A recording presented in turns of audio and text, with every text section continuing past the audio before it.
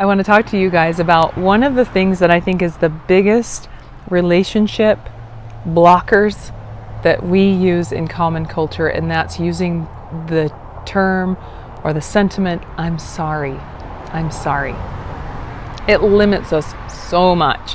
And it was such a weird concept for me to wrap my head around, just because feeling the sensation when I said it was like, that's not helping. Like, we're not deconstructing. You say you're sorry, and it's supposed to make them feel good and you feel good, and it's just like a Band-Aid. It's like slapping a Band-Aid on your relationship, or slapping a Band-Aid on that habit pattern that I have, and or that you both have in a relationship that's a supportive cyclical thing that they have gotten adjusted to, accommodating. This is a two-way street because it's a relationship with someone else. So I want to talk to you about that today, about apologies and I'm sorry in this concept, and how it may be limiting and inhibiting growth in your deep, intimate relationships. And when you can look at that and really shine, this is a hard one to look at and shine your light on, but it is a delicious one because it will get you deeper. If you find that you're hitting some ruts as you're starting to deconstruct your relationship and get honest, really authentic and honest with your partner, and you hit some ruts, this may be an area, an avenue to explore. And in order to do that, you have to have the base. You have to have a base level of being able to hold space with your partner for authentic venting or sharing, or really saying, hey, I heard about this concept, I want to deconstruct it with you. Are you in? You have to hold a space for it, because it can be a touchy subject. Because usually when you say you're sorry, it's because you shat the bed and did something shitty, or you repeated a habit pattern over and over. So the use of I'm sorry is basically a cop-out. It's a cop-out for you to not look at your habit patterns, or your relationship habit patterns, or your partner to not look at, it's for everybody to just not look at what's repeatedly coming up. Listen to the next time you say you're sorry, or you really feel, oh, I feel shitty, I did that. It's usually, I did that again. I dropped into that habit pattern, that rut, that conditioned shitty place I go to with my past fear and belief, and I reacted from that place. And I did it again. So oftentimes when you apologize, it's not you're apologizing for something new that you've done. This is a habit pattern, a groove, and a rut in your life that you've done probably 1,000 million times over your life, and you're apologizing for it. And it makes you feel like shit because you're apologizing, and you know it's like, I'm going to do this again, and I'm going to feel shitty, and I treated my partner shitty, and I feel really shitty about that, and it just is this icky feeling in your gut. Like, I can feel it right now. I'm going into that space of when I treated my partner not kindly, or I did this behavior or whatever it was, and it's just like, it's like you get trapped. You're like, I'm trapped, I did it again. And for most people, they don't even see it. They don't even feel and connect that viscerally. They just do the behavior, say I'm sorry, and lean into the act of the apology to fix everything. That fixes everything. But what we're doing is not admitting, and we're copping out, and we're also allowing them to cop out from this is the best thing. When you get rid of apologies, you really you blow open the possibility and your receptiveness and your capacity to receive constructive input, to gain insight and growth and change, and to evolve and grow out of these bad habits by receiving constructive insight. So an example of this is, I met a woman after I did a 10-day meditation set, and it was noble silence, so nobody spoke to each other. I never met her before.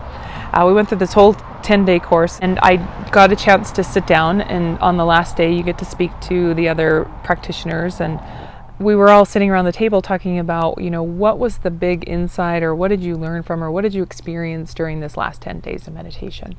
And I had said to her out loud, I realized just how hard I am on myself, how much expectation I have of myself.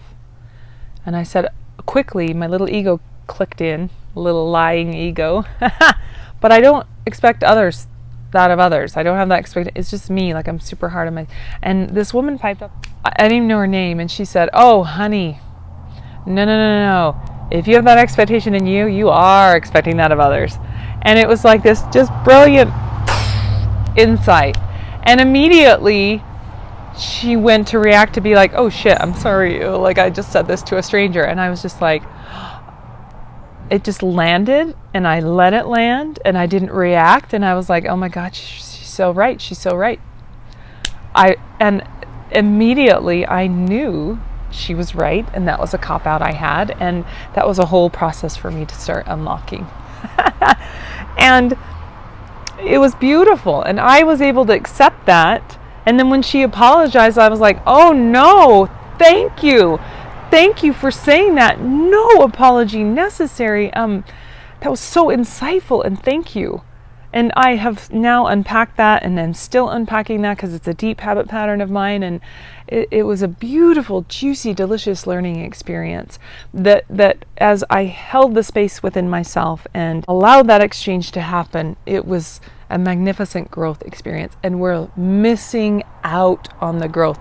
We're up at the surface level in our relationships and just slapping those apology band-aids on as we go, and we're just kind of doing this until eventually we start to maybe do this and we hit a nosedive. Or we ignore. We say, oh, that's okay, that's a great solution. Apology accepted, keep moving forward. If you really want to delve in and look at your relationship, you got to get honest. You got to know your shit and start learning your own shit and how you sabotage your relationships, or how you act and behave, and how you pick people who support your habits, and how people who won't call you out. This is another thing about apologies. You're picking subconsciously, when you use that line of thinking of apologizing, you're picking subconsciously partners who won't call that out in you, or that won't call you to the mat and give you that insight, give you that beautiful insight. And that limits the whole relationship all the way around. And then eventually you end up treating that person like shit over and over. They're going to leave you. Why would they not leave you? Why would they not leave you if you have to keep apologizing for a habit pattern you have and it's never going to change? Don't you think in the back of their mind they're going, well, God, this is like the 100th time. Is this ever going to change? And then they have to come to a decision of like, am I going to let this and allow this habit pattern this person has to get dumped on me over and over? Or am I going to just walk out the door if this isn't going to change? Because I'm sorry is not... if you're going to use I'm sorry, it's okay. How we need to use it is, I'm acknowledging I just did a shitty thing. I fell into an old habit pattern, and I'm working on that and deconstructing it. And please know I am working on that. And I know that that behavior came up. My ego or my animal behavior in me came up, and I couldn't stop it, but I am working on it. And it really calls you to the task of creating big change and looking at those habit patterns in your life and unfolding them. And when you do, it's hard and it's precarious and it's a clunky thing, and you have to be patient and be able to hold space and know how to vent to your partner and have, a space to do it in, and ask permission in, and do your work. But when you do, remember I said your surface level, whole other areas where you can play at, where you can deeply, intimately connect, open up to you.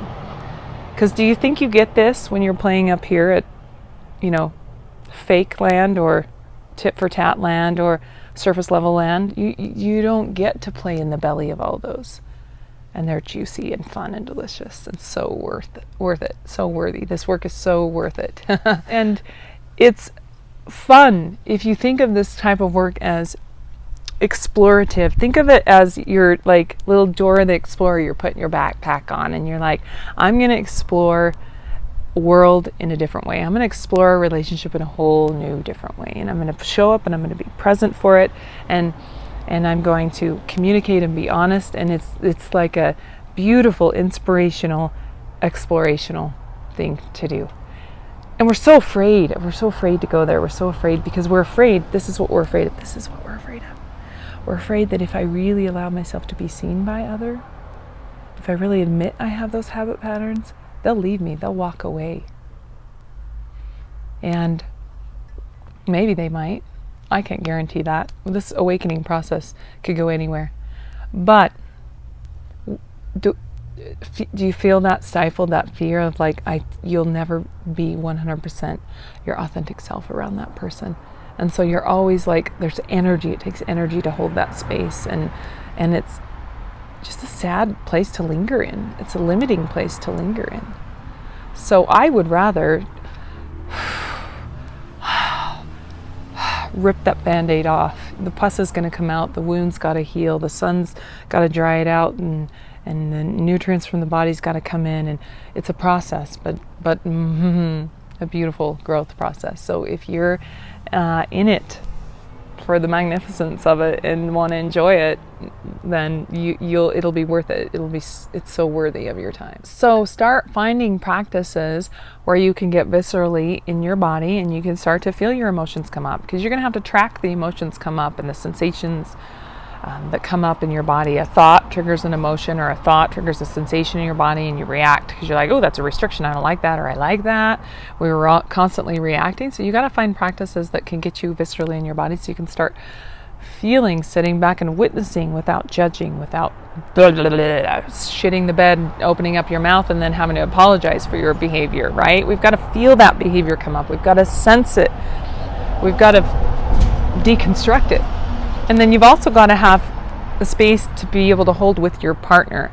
And it could be even with yourself. You could just start this with a girlfriend or a friend. Just say, hey, I noticed a habit pattern in my relationship with you where I do this, and I apologize for it. It's a deeper habit I have in me. I'm looking on deconstructing it on everybody, because if I do it with you, I do it with me, I do it with everybody.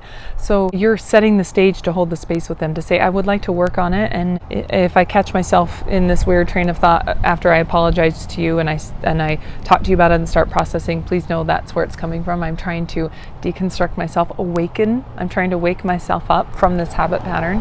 And I would love if you could help me hold that space. Thank you for participating with me. Or it's getting the buy-in from your partner to say, hey, I do this. It's a shitty habit pattern I have, and I'd like to unpack it and find out where it's from. Find out what childhood occurrence, where did I first experience this, and to start to see how often I experience this, and I want to unpack that and get to the root of it, so it goes away and it's no longer a burden on myself and our relationship, and maybe will help us see things from a bigger perspective and get to a different place in our relationship. So if you're down with that, I would like to work on this, and would you like to work on it, and how can we work on it? Have a place and a venting process, and talk and discuss, and find a method that you can deconstruct that with your partner. But it starts with the honest truth of it rising with you, and you recognizing the truth of the habit patterns in you. So that's another part of the process. And then be kind to yourself through this process, and extra love, extra kind. As we lift those sankaras and ruts, we tend to fall into those habits less deep, like we're slowly digging ourselves out. And that's what you explain to your partner or to other. I'm working on that. I was not my higher self. I was in your business, or I was in the universe's business. I wasn't in my own business, and I was just flipping out. And I recognize that, and I'm working on that. So thanks for joining me today, you guys. Have a fabulous day.